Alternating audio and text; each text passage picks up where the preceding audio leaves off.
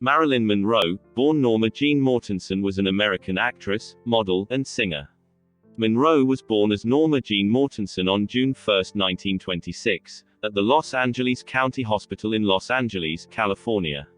Her mother, Gladys Pearl Baker, was from a poor Midwestern family who had migrated to California at the turn of the century. At the age of 15, she married John Newton Baker, an abusive man 9 years her senior. They had 2 children named Robert and Bernice. She successfully filed for divorce and sole custody in 1923, but Baker kidnapped the children soon after and moved with them to his native Kentucky. Monroe was not told that she had a sister until she was 12, and met Bernice for the first time as an adult. Following the divorce, Gladys worked as a film negative cutter at Consolidated Film Industries. Although Gladys was mentally and financially unprepared for a child, Monroe's early childhood was stable and happy. Gladys placed her daughter with evangelical Christian foster parents Albert and Ida Belender in the rural town of Hawthorne. She also lived there for the first 6 months, until she was forced to move back to the city due to work. She then began visiting her daughter on weekends. In the summer of 1933, Gladys bought a small house in Hollywood with a loan from the Homeowners Loan Corporation and moved 7-year-old Monroe in with her.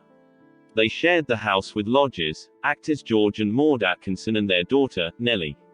In January 1934, Gladys had a mental breakdown and was diagnosed with paranoid schizophrenia. After several months in a rest home, she was committed to the Metropolitan State Hospital. She spent the rest of her life in and out of hospitals and was rarely in contact with Monroe. Monroe became a ward of the state, and her mother's friend Grace Goddard took responsibility over her and her mother's affairs. In the next 4 years, Monroe's living situation changed often. For the first 16 months, she was living with the Atkinsons, and was sexually abused during this time. Always a shy girl, she now also developed a stutter and became withdrawn.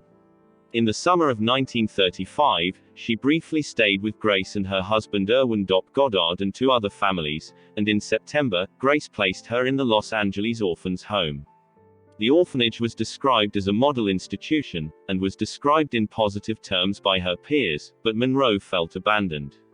Encouraged by the orphanage staff who thought that Monroe would be happier living in a family, Grace became her legal guardian in 1936, but did not take her out of the orphanage until the summer of 1937. Monroe's second stay with the Goddards lasted only a few months because Doc molested her. She then lived brief periods with her relatives and Grace's friends and relatives in Los Angeles and Compton. It was Monroe's childhood experiences that first made her want to become an actor. She stated, "I didn't like the world around me because it was kind of grim. When I heard that this was acting, I said that's what I want to be. Some of my foster families used to send me to the movies to get me out of the house, and there I'd sit all day and way into the night. Up in front, there with the screen so big, a little kid all alone, and I loved it." Monroe found a more permanent home in September 1938, when she began living with Grace's aunt Anna Lower, in Sawtell. She was enrolled in Emerson Junior High School and went to weekly Christian Science services with Lower. Monroe was otherwise a mediocre student, but excelled in writing and contributed to the school newspaper. Due to the elderly Lower's health problems, Monroe returned to live with the Goddards in Van Nuys in around early 1941. The same year, she began attending Van Nuys High School. In 1942, the company that employed Doc Goddard relocated him to West Virginia.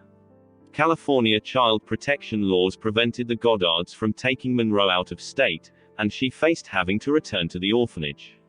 As a solution, she married their neighbor's 21-year-old son, factory worker James Doherty, on June 19, 1942, just after her 16th birthday. Monroe subsequently dropped out of high school and became a housewife. She found herself and Doherty mismatched and later stated that she was dying of boredom during the marriage. In 1943, Doherty enlisted in the Merchant Marine and was stationed on Santa Catalina Island, where Monroe moved with him. Although none of her pictures were used, she quit working at the factory in January 1945 and began modeling. Defying her deployed husband, she moved on her own and signed a contract with the Blue Book Model Agency in August 1945. The agency deemed Monroe's figure more suitable for pin-up than high-fashion modeling, and she was featured mostly in advertisements and men's magazines. To make herself more employable, she straightened her hair and dyed it blonde. According to Emmeline Snively, the agency's owner, Monroe quickly became one of its most ambitious and hard-working models. By early 1946, she had appeared on 33 magazine covers for publications such as Pageant, US Camera, Laugh and Peak. As a model, Monroe occasionally used the pseudonym Jean Norman. Through Snively, Monroe signed a contract with an acting agency in June 1946. After an unsuccessful interview at Paramount Pictures, she was given a screen test by Ben Leon, a 20th Century Fox executive. Head executive Darrell F. Zanuck was unenthusiastic about it, but he gave her a standard 6-month contract to avoid her being signed by rival studio RKO Pictures. Monroe's contract began in August 1946, and she and Leon selected the stage name, Marilyn Monroe. The first name was picked by Leon, who was reminded of Broadway star Marilyn Miller. The last was Monroe's mother's maiden name. In September 1946, she divorced Doherty, who was against her career. Monroe spent her first 6 months at Fox in learning acting, singing, and dancing, and in observing the film-making process at Columbia. Monroe's look was modeled after Rita Hayworth and her hair was bleached platinum blonde. She began working with the studio's head drama coach, Natasha Lights, who would remain her mentor until 1955. Her only film at the studio was the low-budget musical Ladies of the Chorus in 1948, in which she had her first starring role as a chorus girl who is courted by a wealthy man. She also screen-tested for the lead role in Born Yesterday in 1950, but her contract was not renewed in September 1948. Ladies of the Chorus was released the following month and was not a success. When her contract at Columbia ended, Monroe returned again to modeling. She shot a commercial for Pabst Beer and posed in artistic nudes for John Baumgarth calendars, using the name, Mona Monroe. Monroe had previously posed topless or clad in a bikini for other artists such as Earl Moran, and felt comfortable with nudity. Shortly after leaving Columbia, she also met and became the protégée and mistress of Johnny Hyde, the vice president of the William Morris Agency. Through Hyde, Monroe landed small roles in several films, including in 2 critically acclaimed works, Joseph Mankiewicz's drama All About Eve in 1950, and John Huston's film noir The Asphalt Jungle in the same year. In December 1950, Hyde negotiated a 7-year contract for Monroe with 20th Century Fox. According to its terms, Fox could opt to not renew the contract after each year. Hyde died of a heart attack only days later, which left Monroe devastated. In 1951, Monroe had supporting roles in 3 moderately successful Fox comedies, As Young as You Feel, Love Nest, and Let's Make It Legal. According to Spotto, all 3 films featured her, essentially, as a sexy ornament. In her private life, Monroe had a short relationship with director Elia Kazan and also briefly dated several other men, including director Nicholas Ray and actors Yul Brynner and Peter Lawford. In early 1952, she began a highly publicized romance with retired New York Yankees baseball star Joe DiMaggio, one of the most famous sports personalities of the era. Monroe found herself at the center of a scandal in March 1952, when she revealed publicly that she had posed for a nude calendar in 1949. The studio had learned about the photos and that she was publicly rumored to be the model some weeks prior, and together with Monroe decided that to avoid damaging her career it was best to admit to them while stressing that she had been broke at the time. The strategy gained her public sympathy and increased interest in her films, for which she was now receiving top billing. Despite her newfound popularity as a sex symbol, Monroe also wished to show more of her acting range. She had begun taking acting classes with Michael Chekhov and mime Lottie Goslar soon after beginning the Fox contract, and Clash by Night and Don't Bother to Knock showed her in different roles. Monroe's 3 other films in 1952 continued with her typecasting in comic roles that focused on her sex appeal.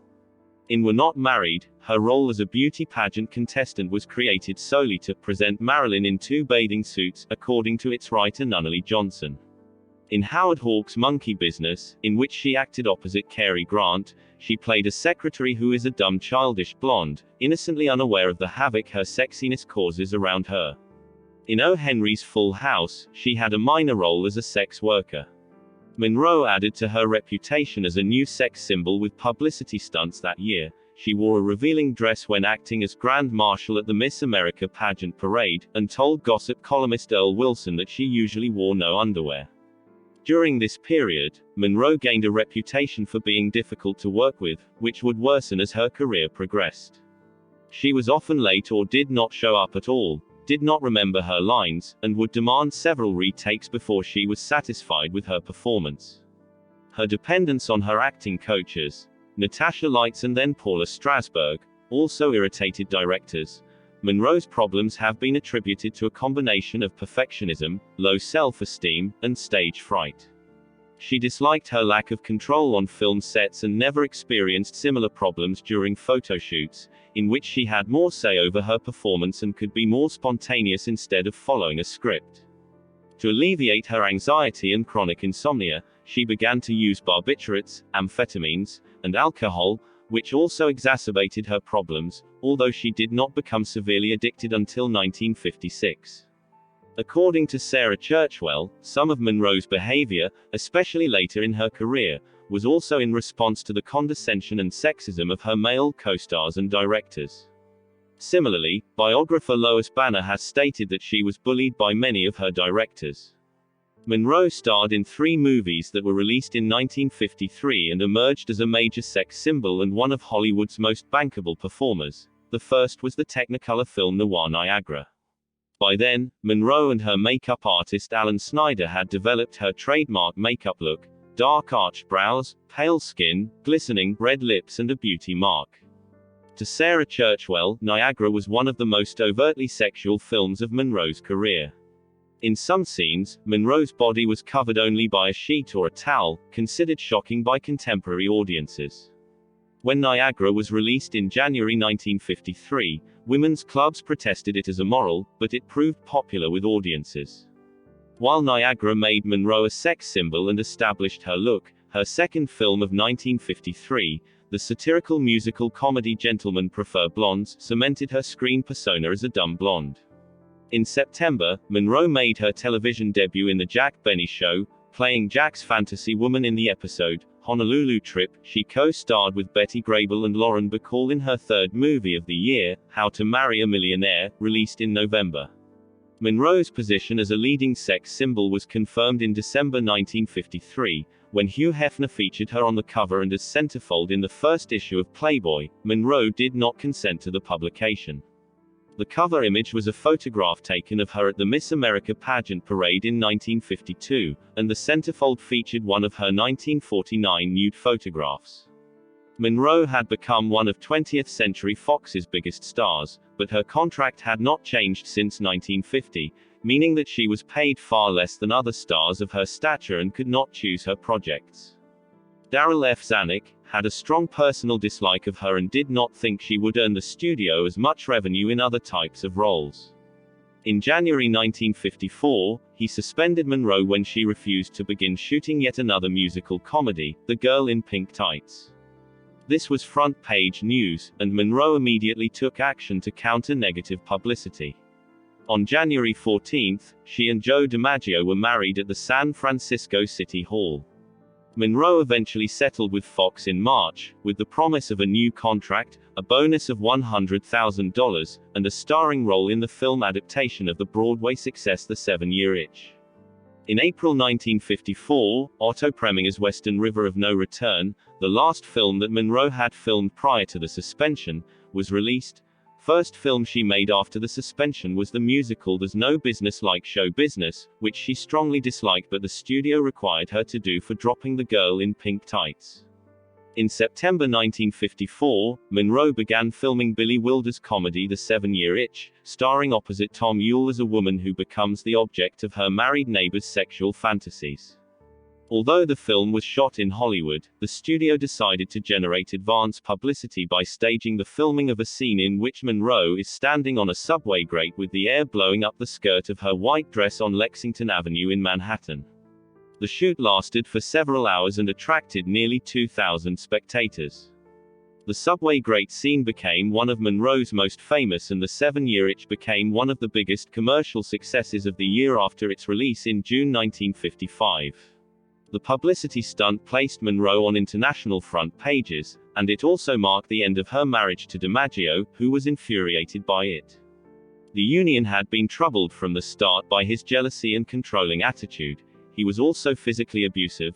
After returning from NYC to Hollywood in October 1954, Monroe filed for divorce, after only 9 months of marriage.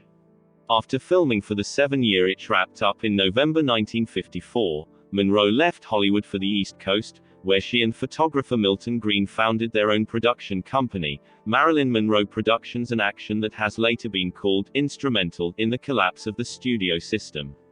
Monroe stated that she was tired of the same old sex roles, and asserted that she was no longer under contract to Fox, as it had not fulfilled its duties, such as paying her the promised bonus. This began a year-long legal battle between her and Fox in January 1955.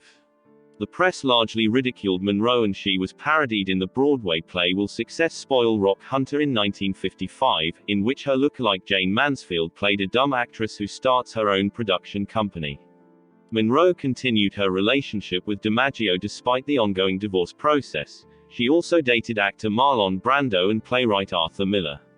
She had first been introduced to Miller by Elia Kazan in the early 1950s. The affair between Monroe and Miller became increasingly serious after October 1955, when her divorce was finalized and he separated from his wife. The studio urged her to end it, as Miller was being investigated by the FBI for allegations of communism and had been subpoenaed by the House Un-American Activities Committee, but Monroe refused. The relationship led to FBI opening a file on her. By the end of the year, Monroe and Fox signed a new 7-year contract, as MMP would not be able to finance films alone, and the studio was eager to have Monroe working for them again. Fox would pay her $400,000 to make 4 films, and granted her the right to choose her own projects, directors and cinematographers. She would also be free to make 1 film with MMP. Monroe began 1956 by announcing her win over 20th Century Fox. The press now wrote favorably about her decision to fight the studio. Time called her a shrewd businesswoman. On March 12, 1956, Monroe's name was legally changed to Marilyn Monroe by a New York City court after she had made the request on February 23, 1956. In March, Monroe began filming the drama Bus Stop, her first film under the new contract. On June 29, Monroe and Miller were married at the Westchester County Court in White Plains, New York. 2 days later they had a Jewish ceremony at the home of Kay Brown, Miller's literary agent, in Wacabuck, New York. Bus Stop was released in August 1956 and became a critical and commercial success. The Saturday Review of Literature wrote that Monroe's performance effectively dispels once and for all the notion that she is merely a glamour personality, and Crowther proclaimed, "Hold on to your chairs, everybody, and get set for a rattling surprise." Marilyn Monroe has finally proved herself an actress. She also received a Golden Globe for Best Actress nomination for her performance. In August, Monroe also began filming MMP's first independent production, The Prince and the Showgirl, at Pinewood Studios in England. Based on a 1953 stage play by Terence Rattigan, it was to be directed and co-produced by and to co-star Laurence Olivier. The production was complicated by conflicts between him and Monroe. Olivier, who had also directed and starred in the stage play, angered her with the patronizing statement, "All you have to do is be sexy." He also disliked the constant presence of Paula Strasberg, Monroe's acting coach on set. In retaliation, Monroe became uncooperative and began to deliberately arrive late, stating later that, "If you don't respect your artists, they can't work well." Monroe also experienced other problems during the production. Her dependence on pharmaceuticals escalated, and according to Donald Spoto, she had a miscarriage. Despite the difficulties, filming was completed on schedule by the end of 1956. The Prince and the Showgirl was released to mixed reviews in June 1957 and proved unpopular with American audiences. It was better received in Europe, where she was awarded the Italian David di Donatello and the French Crystal Star Awards and was nominated for a BAFTA. After returning from England, Monroe took an 18-month hiatus to concentrate on family life. Monroe had an ectopic pregnancy in mid-1957, and a miscarriage a year later. These problems were most likely linked to her endometriosis. Monroe was also briefly hospitalized due to a barbiturate overdose. Monroe returned to Hollywood in July 1958 to act opposite Jack Lemmon and Tony Curtis in Billy Wilder's comedy on gender roles, Some Like It Hot. The film's difficult production has since become legendary. Monroe demanded dozens of retakes, and did not remember her lines or act as directed. Curtis famously stated that kissing her was like kissing Hitler, due to the number of retakes. Monroe herself privately likened the production to a sinking ship. Many of the problems stemmed from her and Wilder, who also had a reputation for being difficult, disagreeing on how she should play the role.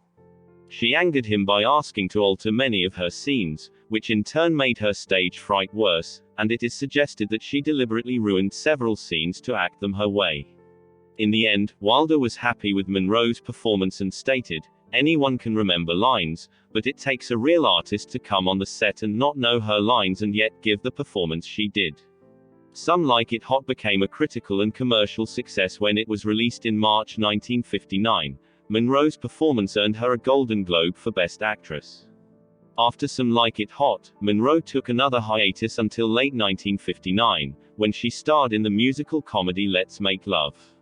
The film's production was delayed by her frequent absences from the set. During the shoot, Monroe had an extramarital affair with her co-star Eve Montand, which was widely reported by the press and used in the film's publicity campaign.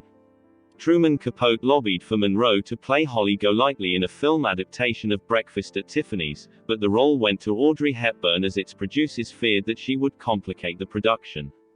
The last film that Monroe completed was John Huston's The Misfits, which Miller had written to provide her with a dramatic role. Monroe and Miller's marriage was effectively over, and he began a new relationship with set photographer Inga Morath. Her health was also failing. She was in pain from gallstones, and her drug addiction was so severe that her makeup usually had to be applied while she was still asleep under the influence of barbiturates. In August, filming was halted for her to spend a week in a hospital detox. Monroe and Miller separated after filming Wrapped, and she obtained a Mexican divorce in January 1961. The Misfits was released the following month, failing at the box office. Its reviews were mixed. Monroe was next to star in a television adaptation of W. Somerset Maugham's Reign for NBC, but the project fell through as the network did not want to hire her choice of director, Lee Strasberg. Instead of working, she spent the first 6 months of 1961 preoccupied by health problems. She underwent a cholecystectomy and surgery for her endometriosis, and spent 4 weeks hospitalized for depression.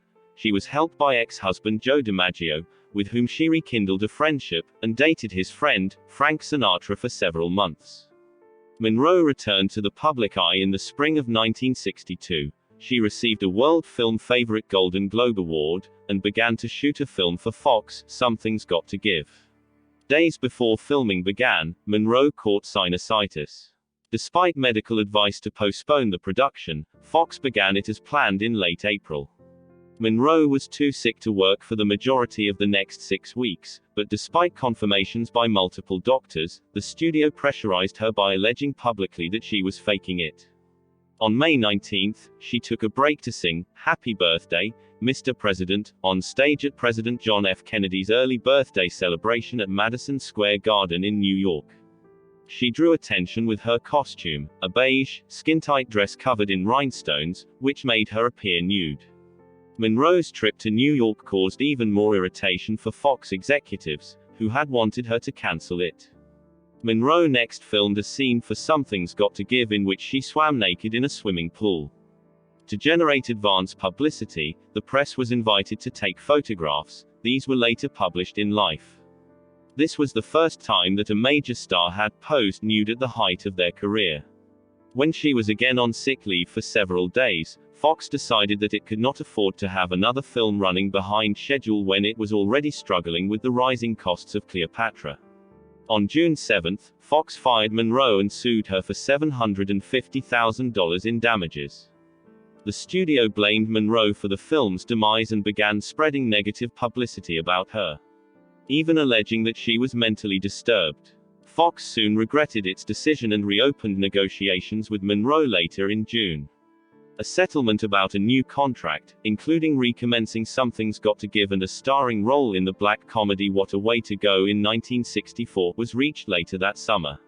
She was also planning on starring in a biopic of Jean Harlow.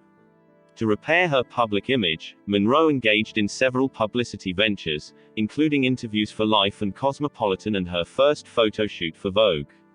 For Vogue, she and photographer Bert Stern collaborated for 2 series of photographs, one a standard fashion editorial and another of her posing nude, which were published posthumously with the title The Last Sitting.